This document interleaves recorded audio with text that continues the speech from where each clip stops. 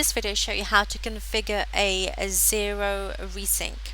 So if users need to resync data from time server to Xero, they can do so under Account, Integrations.